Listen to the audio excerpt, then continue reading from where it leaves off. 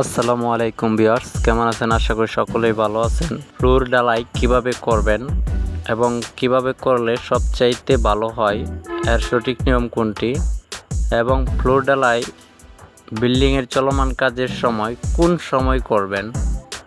অনেকেই ছাদ ঢালাইয়ের আগেও করে, ভালো হয় ছাদ ঢালাইয়ের আগে করাটাই, কিন্তু গাঁথুনি করার পূর্বে অবশ্যই তো করা লাগবে।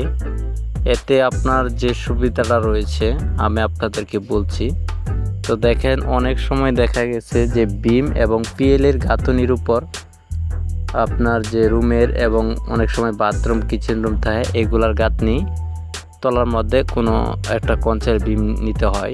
এটা যারা গ্রামে বাড়ি করেন তারা এসব করে, কিন্তু এইগুলা কিন্তু করা একদম ঠিক না। পরবর্তী কিন্তু ফ্লোর ঢালাই করাই লাগে।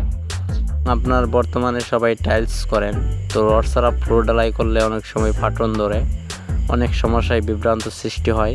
এজন্য আপনাদেরকে আমি রিকোয়েস্ট করব, রুমের গাঁথনি করার পূর্বে ফ্লোর ঢালাই করবেন। আর কিভাবে করবেন আমি আপনাদেরকে দেখাচ্ছি। তো এটা হচ্ছে, আপনি দেখেন যে রডগুলা দিচ্ছি আমরা 1 ফিট পরপর, আপনার 10 ইঞ্চি পরপর দিলে সবচাইতে ভালো হয়।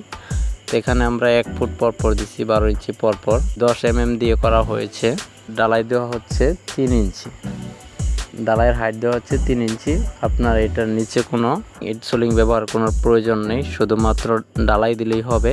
কিন্তু ঢালাইটা দিতে হবে আপনার 3 ইঞ্চি এবং 10 ইঞ্চি পরপর রড বাইন্ডিং করতে হবে 10 মিলি, এটা খেয়াল রাখবেন। আর আপনি যদি একটু কমিয়ে দিতে চান তাহলে আপনি 12 ইঞ্চি পরপর দিতে পারেন।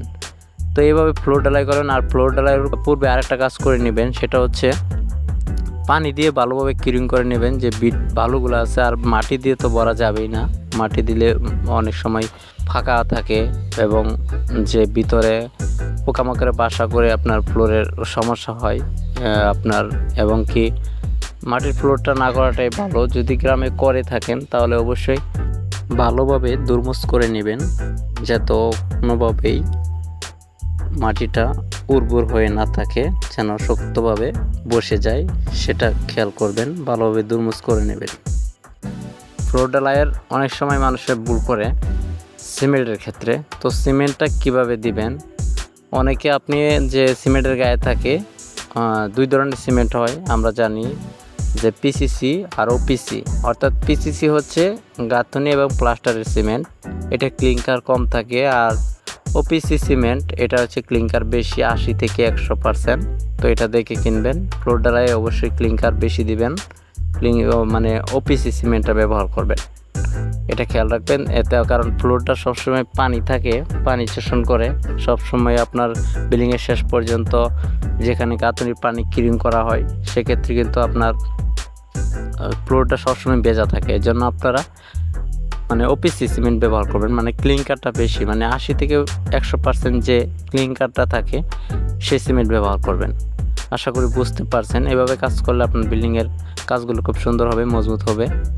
তার ফ্লোর ঢালাইটা অবশ্যই আমি যেভাবে দেখাইলাম এভাবে করার চেষ্টা করবেন। আর যদি এর থেকে নর্মাল করতে চান তাহলে কিন্তু আপনার বিল্ডিংয়ের যে কোনো সমস্যা হওয়ার সম্ভাবনা থাকে, কারণ ফ্লোরটা আপনার ওই যদি টাইলস করতে চান তাহলে নষ্ট হওয়ার সম্ভাবনা থাকে।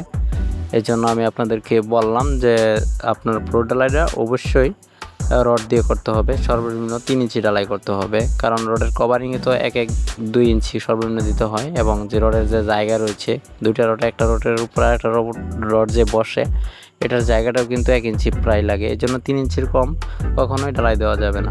আশা করি বুঝতে পারছেন। ভালো থাকুন। আসসালামু আলাইকুম।